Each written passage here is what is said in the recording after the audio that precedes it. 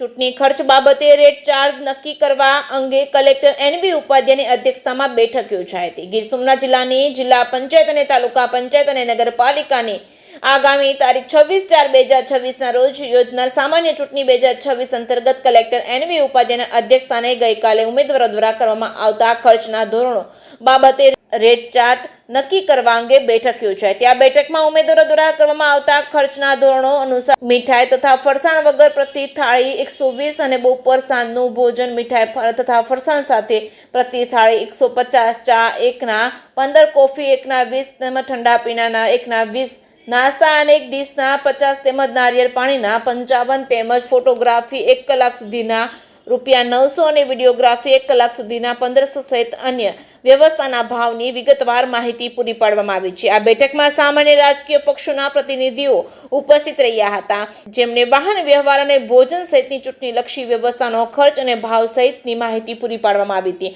આ બેઠકમાં આચારસંહિતાની સંપૂર્ણપણે અમલવારી થાય અને કાયદો અને વ્યવસ્થા જળવાઈ રહે તે માટે ઉપસ્થિત તમામ અધિકારીઓ તથા રાજકીય આગેવાનોને અનુરોધ કરવામાં આવ્યો હતો। જે કે સિંગુ સાથે મહેશ વાજા, સોમનાથ।